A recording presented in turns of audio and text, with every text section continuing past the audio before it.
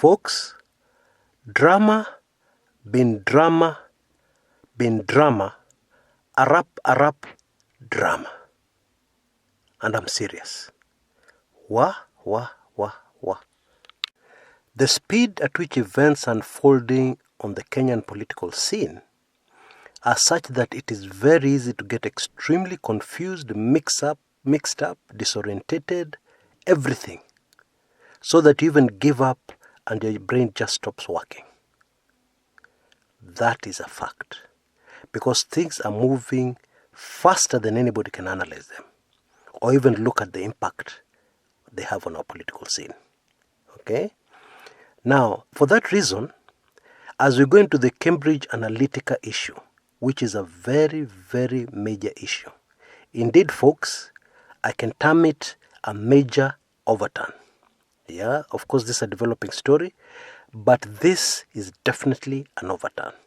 Okay, for those who are following the overturns, right? But for us, before we move into that particular area, it's good to prepare the ground by looking at what is happening on our local political scene, events which are unfolding very, very rapidly, okay, so that we know where the country stands as the huge impact of Cambridge Analytica falls into the country. Now, I hope to do that very comprehensively, but very briefly, yeah, so that we move on to the main topic promised in this video. Now, the ODM party has made decisions, and I can assure you, yeah, and I'm not a supporter of ODM, yeah, I don't hold brief for them, I don't hold brief for Raila Odinga, I'm just a political analyst, okay? I can assure you that these decisions have not been made haphazardly, yeah, and I'm going to give you the considerations, yeah, which I'm sure they've taken into account in the very confusing and shocking decisions they've made in the recent past few days. The most obvious decision ODM seems to have made is to go it alone, yeah, and to leave the other partners in a situation whereby they would have nothing else to do and nowhere else to go except to toe the line. Now, my apologies to the communities involved. Yeah, this is not personal. We're just discussing politics. Let's leave emotions out of it, because there's no way we're going to understand this issue, and there's no way we're going to understand the politics if emotions are mixed in it. Now, there's plenty of evidence to suggest that the other partner parties in NASA were dragging back ODM and Raila Odinga from their quest. Yeah, there's plenty of evidence to suggest that, so let's not dwell on that. I believe the whole idea that ODM have here is that when the dust settles, everybody will fall into line, and ODM will be the boss within NASA, yeah, with very little or no opposition from the other principals and from the other parties, or rather from the other partner parties, political parties. Now, according to my inside information, okay, one of the other partners within NASA, at least one of the other partners, maybe there are more, yeah, but at least one of the other partners within the NASA party has been compromised. Okay, what do I mean by compromised? I mean that if ever push came to shove, that person would do exactly as instructed by Jubilee while a NASA principal. And that is a verified fact. I'm not going to reveal the name of this particular principal for various reasons, okay? But I hope, yeah, as soon as I get the clearance to reveal that name, hopefully within the next few days, I will, because I don't want to keep information away from you. But with that explosive piece of information, a lot of other things fall into place. Having said that, credit must also be given to the three other principals because they have fought back very hard, yeah, and some of their moves have been quite smart. One of them is to sell the rhetoric to the public that actually ODM and Raila Odinga have joined Jubilee, okay, for all intents and purposes. They might remain in a separate party, but from now going forward, they will toe the line of Jubilee, yeah. Now, of course, this is not true, but as I always tell you in politics, yeah, the truth is irrelevant. What is most important is something called perception, what people believe. Okay? The other very important thing to note, new development within the local political scene, before we move on to our main topic of Cambridge Analytica, is the fact that tribalism is on its deathbed. And I'm talking about tribalism in Kenyan politics. There is a sizable number of Luos, who no longer support Raila Odinga. Okay? Not the majority, a sizable, impressively a very large number who no longer support Raila Odinga and feel that he made a mistake in signing the MOU with Uhuru, in that famous handshake with Uhuru. They believe that was a political blunder. There is a very large population of the Luhya community who are no longer with Moses Wetangula and Musalia Mudavadi. They have abandoned them politically. Okay? And I think that one is not a secret. That one I think many people know. There is also a very sizable population of the Akamba nation who are no longer with the Kalonzo Musyoka and are looking elsewhere for leadership as far as the Akamba nation is concerned. And this is the big nightmare for Kalonzo Musyoka. And we have seen recently the way he has been behaving, from his speeches, from his moves, that clearly this is a major threat to his political career, which he has already seen and is trying to fight with everything he has. So the bottom line, going forward, Kenyan politics will no longer be so easy to read as it was before. Because before it was very easy to read. You just look at where the leader has gone, and you know that that community is solidly in that direction, almost to a man. Folks, that is no longer the case. And don't be fooled. Don't be fooled by statements by leaders, because the common man has no access to the press. Okay? And believe me, I have my pulse on the nation. Yeah, I know what is happening on the ground. And I can tell you, even if a leader from Western Kenya threatens Raila Odinga, and says that if you remove Moses Wetangula from leader of the minority, do not step in Western Kenya, that is just hot air. Nothing more. The people on the ground are talking a different language.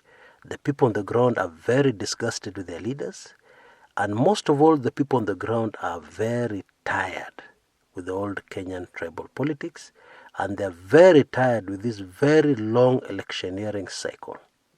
And so I hope I've brought a lot of clarity to you as to the exact situation of the ground, as this Cambridge Analytica bombshell continues to drop. So let's move on to it. Let's move on to this Cambridge Analytica saga. Now, for starters, I need to warn you about something. Never before, and I'm getting this from, we have a very sharp marketing mind here. We're very privileged to have them. And they're the ones who have brought out this very important point, which most of us have missed.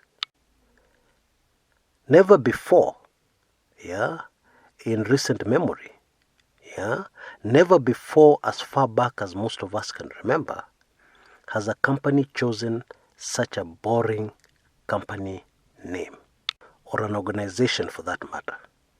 And more importantly, this was deliberate.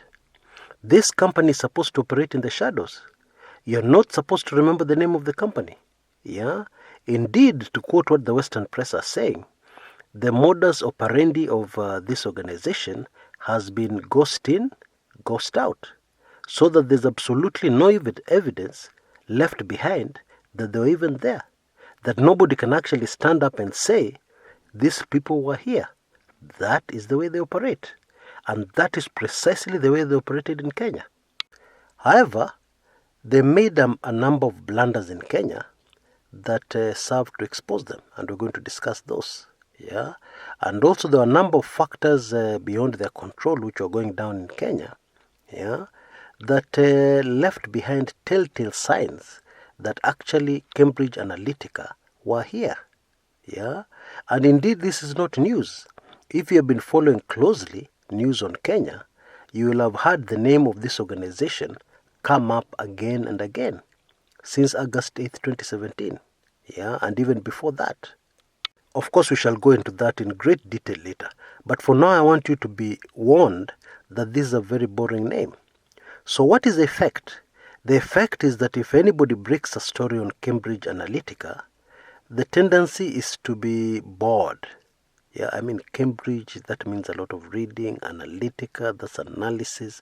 Some people even get a headache when you start telling them to analyze something educational, something Cambridge. You get my drift. And so for you to be able to take in these recordings well and to understand exactly what these guys are all about, it is important that you already realize that you're already starting with that weakness. Okay? The fact that already there's a hindrance, yeah? And that is why, despite a lot of things, telltale clues which came out, nobody in the news organizations, very few readers were interested in something called Cambridge Analytica. It just sounds boring. However, the work these guys did here is not boring. Okay? And it had a huge impact on the nation called Kenya. But let us start this story from the beginning. Okay? And this is how the story went. Now, usually corporate guys, corporate types, are always nosing around at universities. Yeah? Indeed, many of them even finance research in universities. They want to find out what's happening. Yeah? Why? Simply put, there's a lot of money to be made. Because you see, there's a lot of cutting edge things being done. What do I mean by cutting edge? Things which are new, brand new. Things being discovered. Yeah? On the go. Yeah? And if somebody can be able to harness, yeah, some of these things which are being discovered in university research, yeah, they can be able to make a huge fortune. And this has happened many times before. So this boring company with a boring name that had such a huge negative impact on Kenya comes across somebody doing some research on behavioral science. Yeah? And this science of behavior is linked directly to social media. And they're doing it on a very small scale, yeah, as the funding would allow. And as doing it legally would allow. Because obviously if you want to go into social media to do research, there are things like permission which you need to seek. Yeah? There are privacy laws in many Western countries. Yeah? There are even many moral issues even before you go into the laws. There are many moral issues that have to do with the privacy of an individual. It's a human right. My privacy, your privacy is a human right. And so this research is being done on a very small scale, when these corporates come in. Okay? And what intrigues them is the fact that you can actually get somebody to change, to behave exactly how you want them to behave when you have enough data and information on them. How do you do this? You focus on one thing mainly. Okay, I know the experts are saying on hope and fear. Yeah, that's what experts are saying. But let me put it to you very bluntly. You focus on their fears. Fear is the only emotion that can make somebody do exactly what you want them to do. Yeah, it's as simple as that. I will give you a very simple example. You catch a very hardened criminal. He has killed many people and he has robbed people and he has hidden the money somewhere. Okay? Now it is not in his best interest to confess to the crime. It is definitely not in his best interest to show you where he has hidden the millions and millions of shillings he has stolen and stacked away somewhere. Yeah? Because he knows even if you jail him, yeah, and of course you'll have a hard time jailing him because you need evidence. And right now, the only reason why you're questioning is because you don't have the evidence. Or you don't have enough evidence to nail him proper. Okay? So it's not in the best interest of that person to reveal anything to you. But if you can get enough fear in that person, they'll do precisely what you want. Okay? Now let's take it to a bit, that's very simplified. So let's take it to a higher level, and a level which is much more relevant to politics. And let's give an example most of us can identify with. You're a Native American. Oh, my apologies. There's no such thing as a Native American unless you're a Red Indian, right? Because America is a nation of immigrants, yeah? Let's put it this way. You are born American. Yeah, you're an American citizen by birth. You're rather laid back because of your environment. Yeah, you've been brought up in a situation whereby things are easy. Everything works. Institutions work.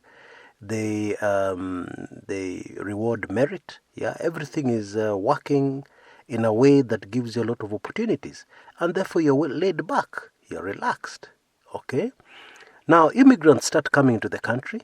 Yeah, new immigrants, because your grandfather, your grandparents were most probably also immigrants. Yeah, but now you're an American citizen born in the States. Yeah. Now new immigrants start coming in, and they've come from the harshest environments you can imagine. No opportunities, etc., etc. Now these people are not laid back. They're very aggressive. They work very hard. So what happens after a few years or a number of years is that the locals feel they're being overrun by immigrants. Now, there are obviously those who will display this feeling in a very obvious way, and you'll be able to tell immediately. But the vast majority will have this as a deep-seated fear. To some of them, even this fear will be unconscious. Okay? And so you're running a campaign for one of the presidential candidates, and you want to make sure that your presidential candidate wins. Okay? And the initial research shows you that there are enough types of this kind of people to swing the vote in favor of your candidate. And so I'm greatly simplifying everything, yeah, to make it so that we all understand, yeah. So bear with me. And so what you need to do is very obvious. You need to drum up the fear, yeah, in these people, that if they vote for the other candidate and not your candidate, the country will continue to flock in with immigrants. Yeah? And when these immigrants flock in, there'll be less and less opportunity for you. And really the long and short of it is that you're done. Sooner or later you'll be done. And if not you, your children. And then you simply get your candidate to say that they're anti-immigrants. Yeah? That they'll make sure they kick out all the immigrants. It doesn't matter that your candidate is actually an immigrant. Yeah? His parents actually immigrated from somewhere else into the US. Yeah, that's not important. Okay? Now, ordinarily, in past years, this kind of information would be impossible to spread in such a widespread manner, because you'd have to go through newspaper editors. They'd look at the content you're trying to put out, and they'd analyze it before they print it. That's a very slow process. Alternatively, you could buy advertisements. Now, advertisements, people already know this is an ad from a certain campaign, and therefore they take it with a pinch of salt. But now, you have social media. In social media, there are no editors. You just put out a message there. And since you're not short of resources, you can hire 100 people who sit from morning till evening, sending out just the same message in different words. This is greatly simplified, but I think you get the gist of things. Now, up to there, it seems very highly unlikely that anybody has broken any law. You're just mining data and using it to your benefit. Nothing illegal with that. Advertising companies do it. Marketing companies do it. Everybody does it. But wait a minute. For the Cambridge Analytica strategy to work, they needed to do two things. First of all, they needed to do profiling of people within the population they're targeting. And I'm talking about precise profiling. Yeah. Now, how do you do precise profiling? You do that by getting personal data of individuals. Now, as I said earlier on, there are laws against that. You can't just do that. You can't just go somewhere and get people's personal data. I mean, even just thinking of it morally would make anybody panic. To cut a very long story short, the way Cambridge Analytica did it was just mind-boggling. Okay? They went into Facebook, okay, and illegally obtained it. Let's just simplify to that, okay? And they ended up with the data, personal data, of 50 million people. Now, that is what has been officially established, okay? Now, if you go into the nitty-gritty and the details of how they're obtaining this information, you'll realize that 50 million cannot be the final figure. For the simple reason that to arrive on that figure of 50 million, they started with, I believe, 273,000. Yeah? let's just say over 200,000 Facebook accounts. And you see, when they went into these 200,000 Facebook accounts, they were able also to access the friends, because each of these 200,000 individuals has friends. Some have 10, some have 20, some have 5,000, some have 1,000, some have 500. You get my drift? So you multiply that figure, and that's how they reached 50 million. Now, because of the process of reaching 50 million, there would be no full stop in this. Because once you've reached the 50 million, you also have the contacts of each and every one of these 50 million people. So again, you have to go into some multiplication. Get my drift? And so, the way this initial data was obtained for starters was downright illegal. And not only that, it was immoral. Now, in the next episode of this series, I know we've been dealing with a lot of boring stuff for some of you, yeah? We'll go into the really exciting part of this series, yeah?